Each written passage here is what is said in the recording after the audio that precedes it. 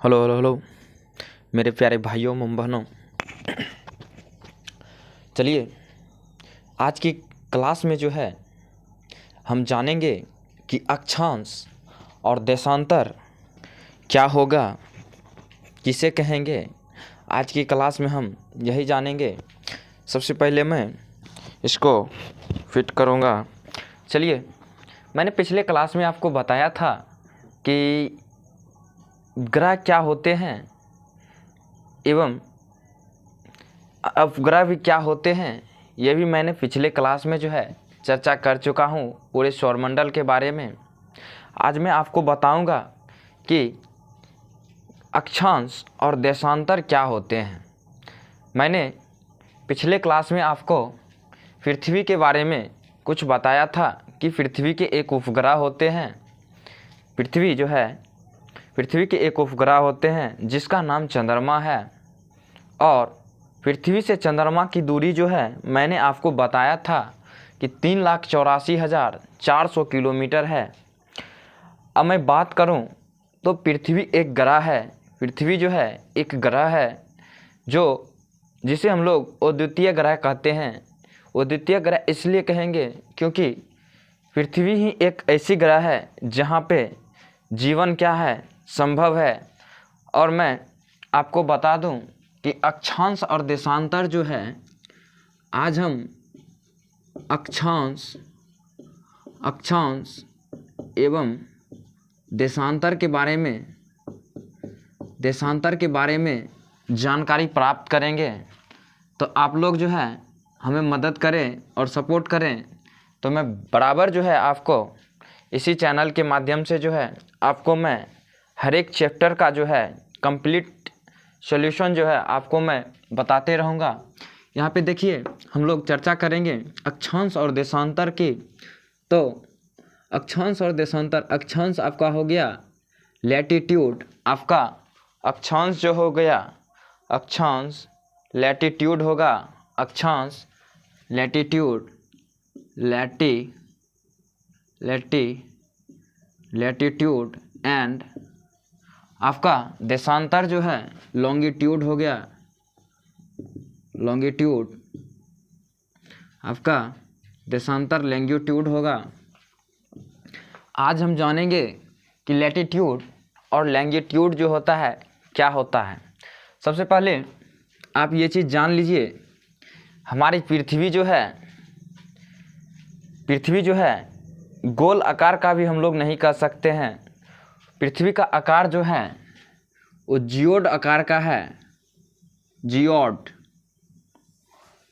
इस तरह से है। पृथ्वी की आकार जो है कुछ इस तरह से है। आपसे मैं अगर बात करूं कि आपने कभी ग्लोब के बारे में चर्चा किया है, तो आप लोग ज़रूर बोलेंगे जी सर, हम लोग ग्लोब को देखे हैं और हम लोग इसके बारे में चर्चा भी किए हैं। ग्लोब जो होती है, ये ग्लोब इस प्रकार से लाइन खींचा हुआ रहता है। ग्लोब में इस प्रकार से यहाँ जो है आपका ये ग्लोब है,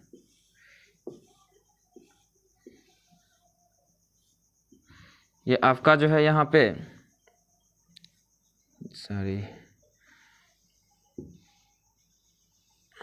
इस प्रकार से आपका जो है ग्लोब होता है।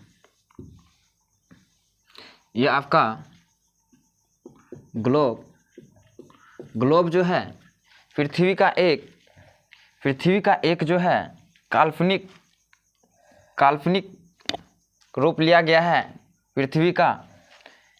आप जान सकते हैं ये दोनों जो है आपका ये अक्ष है।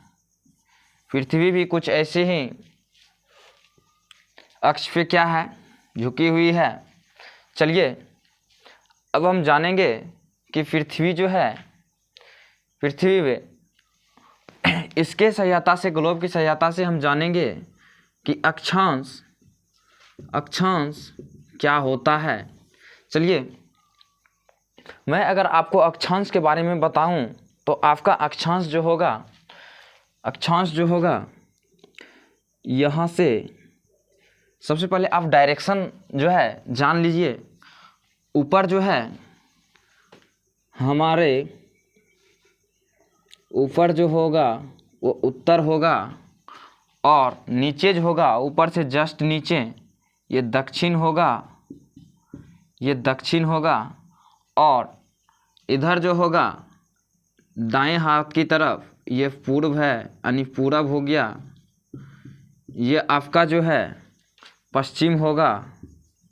ये आपका जो है ये छोटा सा जगह है ना, ये आपका पश्चिम हो गया। अब मैं बात करूं कि अक्षांश जो होती है, अक्षांश क्या होती है। आप लोग पहले डायरेक्शन को अपने माइंड में सेट कीजिए कि उत्तर दक्षिण और पूरब पश्चिम किस तरफ होता है। तो आप जान लीजिए कि पृथ्वी को दो बराबर भागों में बांटने वाली रेखा, पृथ्वी को दो बराबर भागों में बांटने वाली रेखा, पृथ्वी को दो बराबर भागों में बांटने वाली रेखा जो क्या पश्चिम से पूरब की ओर, जो पश्चिम से पूरब की ओर या पूरब से पश्चिम की ओर एक काल्पनिक रेखा जो खींची गई है, उस रेखा को हम लोग भूमध्य रेखा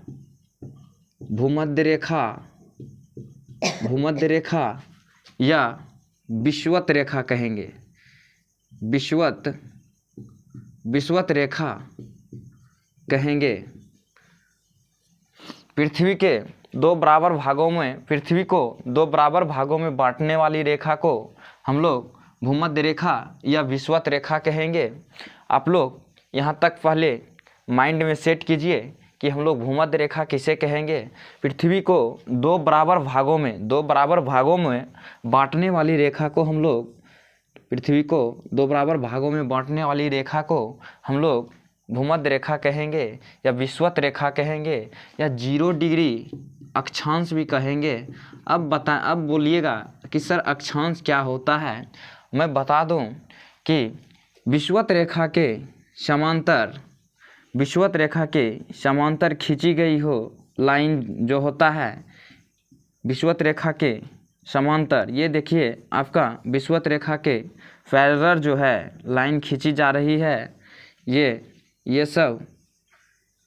सब जो है ये विषुवत रेखा के जो समांतर खींची गई लाइन है उसे हम लोग क्या कहेंगे, अक्षांश बोलेंगे। या आप ये आपका जो है अक्षांश रेखा होगा, ये आपका जो है अक्षांश हो गया।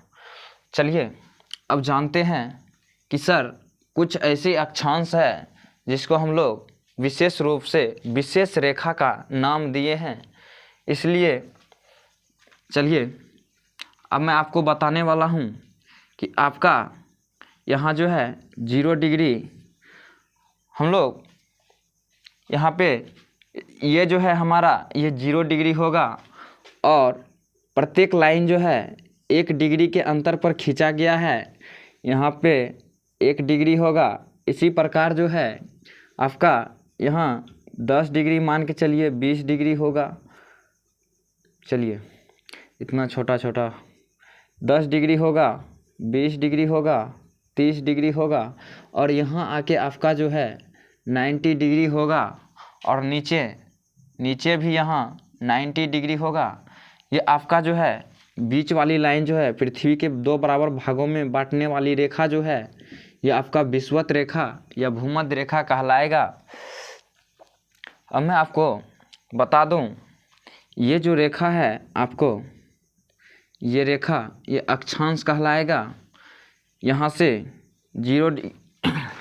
से ये आपका विषुवत रेखा से ये लाइन जो है नीचे 10 डिग्री होगा, ये 20 डिग्री होगा, 30 होगा, 40 होगा, यहाँ पे आके आपका 90 डिग्री हो जाएगा। हम लोग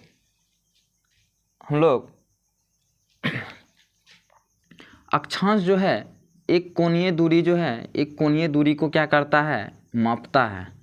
ये देखिए आपका कोणीय दूरी है, पृथ्वी की कोणीय दूरी।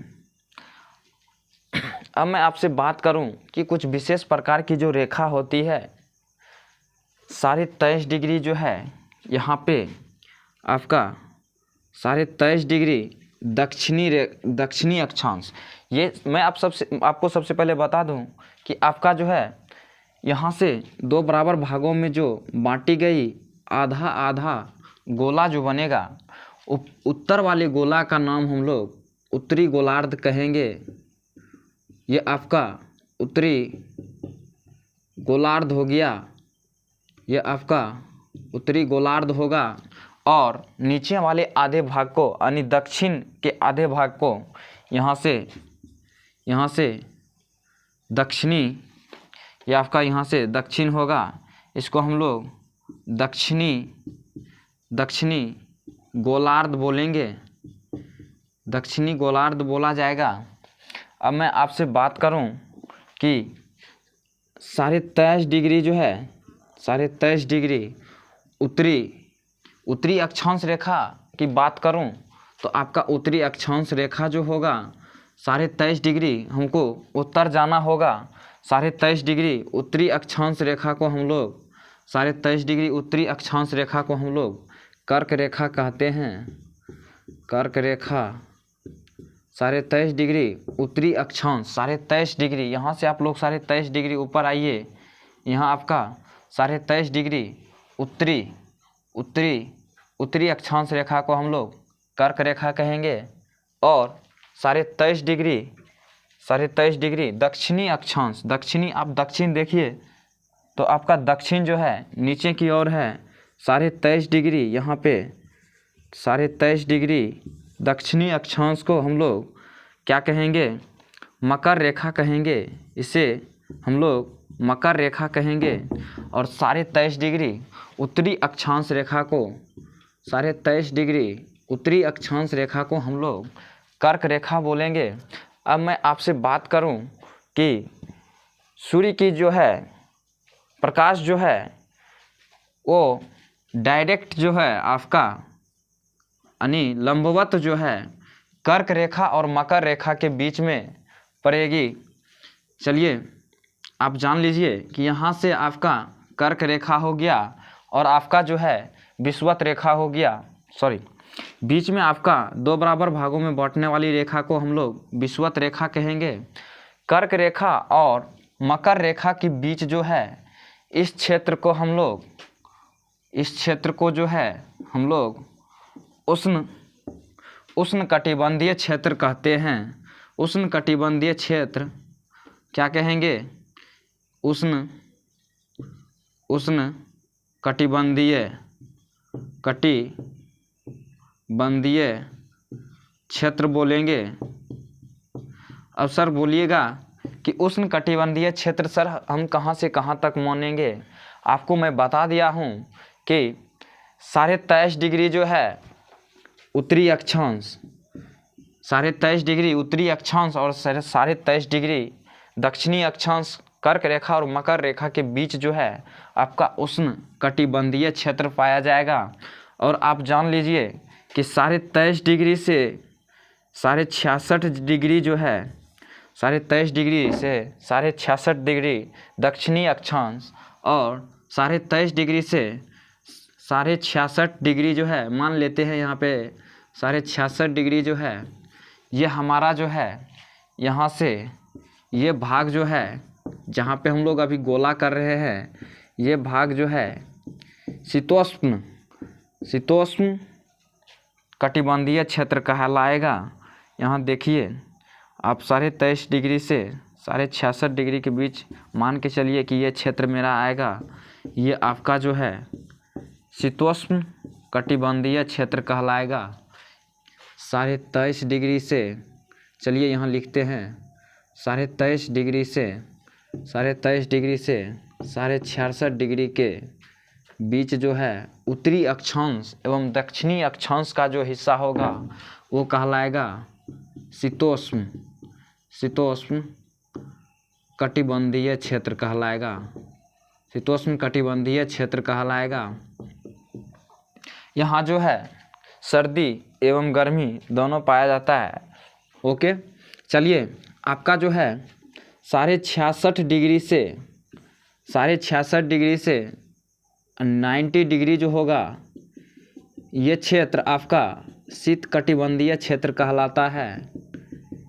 ये चाहे उत्तरी अक्षांश में हो, चाहे 66.5 डिग्री से 90 डिग्री जो है दक्षिणी अक्षांश में हो, ये आपका जो है ये आपका जो है शीतकटिबंधीय क्षेत्र कहलाएगा। ये आपका शीतकटिबंधीय क्षेत्र, ये आपका शीतकटिबंधीय क्षेत्र कहलाएगा। आप इसको फटाफट नोट करें। अगर आपको जहां समझ में ना आए तो आप लोग पहले जितना बताए हैं उतना नोट करते जाइएगा, फिर आप उतारते जाइएगा, नोट करते जाइएगा कि यहाँ तक जो है हम नोट कर लिए हैं। आप लोग फटाफट कमेंट कीजिए कि कहाँ तक नोट किए हैं। चलिए।